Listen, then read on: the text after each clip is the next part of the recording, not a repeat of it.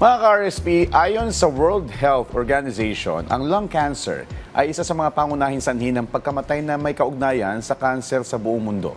At ngayong buwan ng Nobyembre, ginugunita natin ang Lung Cancer Awareness Month, isang pagkakataon para magbigay pansin, magbigay linaw, at magbahagi ng mahalagang impormasyon tungkol sa sakit na ito. Mahalagang mas lalo nating maunawaan kung paano ito naiiwasan at kung paano natutulungan ang mga pasyenteng dumaan sa ganitong kondisyon. Kaya ngayong umaga sa Say ni Doc, makakusap natin ang isang eksperto, pulmonologist at oncologist, Dr. May Sabando. Magandang umaga po and welcome sa Rise and Shine Pilipinas. Doc May, this is Prof. Fee together with Joshua. Good morning. Hi, good morning po. Magandang umaga po. Good morning, Doc. Doc, pakipaliwanag po, ano po ba yung lung cancer? Kasi ang alam lang ng iilan, nakukuha lang doon sa paninigarilyo. Pero ano po ba talaga ano po ba meron dito sa sakit na ito? Opo. Well, ang lung cancer po kasi, basically, ibig sabihin lang po na yung cancer is nanggaling mismo sa baga ng pasyente. Ngayon, it's very important po na napag-uusapan ito kasi ang lung cancer ang most common cancer-related death po. No? Dito po sa Pilipinas, yan ang second most commonly na na-diagnose po na cancer po sa atin po. So, tama po yung sinabi po ninyo, yung paninigarilyo po. No? Siya po ang most common risk factor in the development of lung cancer po. Almost 80% po ng mga lung cancer patients ay makukuhanan po natin ng history po ng paninigarilyo po. Kaya very important po ang smoking po, especially if we are screening patients for possibility of lung cancer po. Okay, sige Doc. Kasi ako naninigarilyo ako minsan, kailangan pala mabago to. Doc May, ano po ba yung mga sanhi ng pagkakaroon ng cancer sa baga? At gusto rin natin malaman, ano po yung mga sintomas sa mga pansin na makikita sa ganitong uri ng cancer?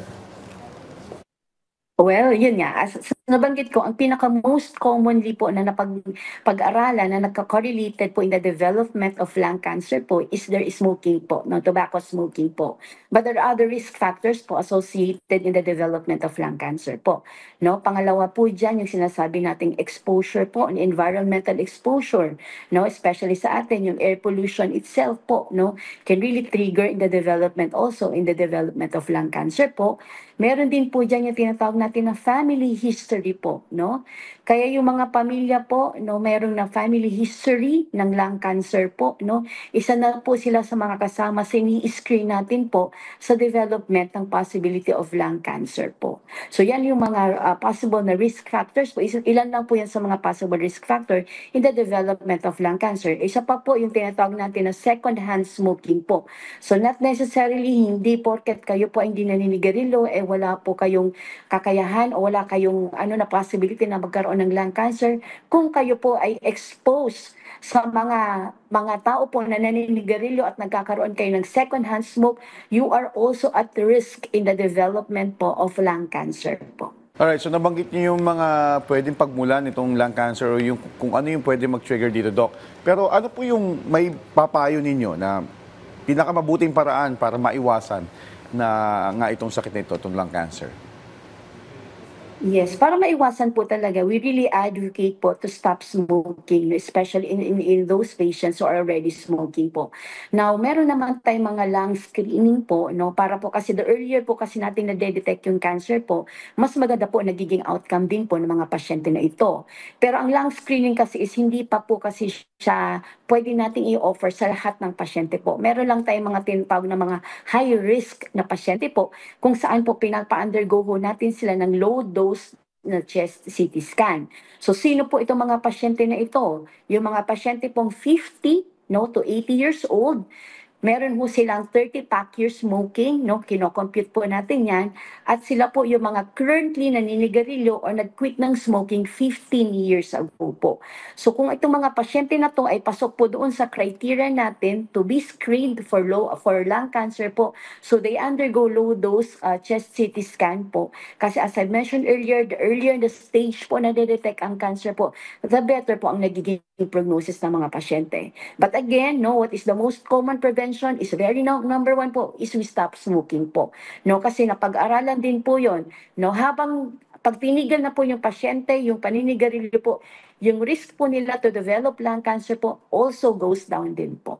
Alright, Doc, pahabol lamang kasi kanina hindi natin nasagot yung sintomas. When do we say na kailangan malaman natin for magpa-check up na for lung cancer? Ito ba'y grabe na yung pag-ubo, hindi na makahinga, and what could be the ways, meron bang cure na pwedeng gawin, or anong first hand na pwedeng gawin dito, or kailangan dating or diretso agad sa doktor, Doc? Go ahead.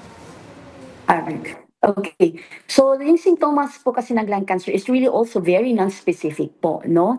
But then some of the symptoms po na ina-advise po namin, kung napansin po nila, yung pag-ubo po nila na palala ng palala, o yung ubo po na hindi mawala-wala, no?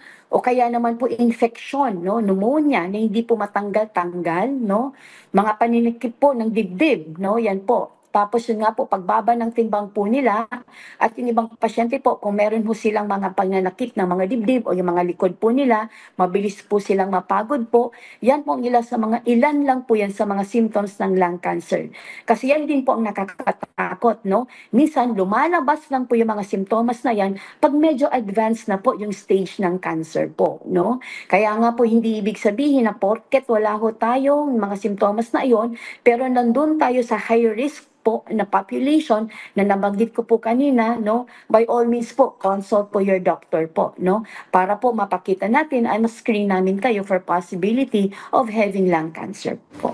Alright, Doc, maraming salamat po sa pagbabahagi ng inyong kaalaman at ang inyong panahon para sa paalala patungkol sa lung cancer. Dr. May Sabando. Thank you so much, Doc. Thank you po.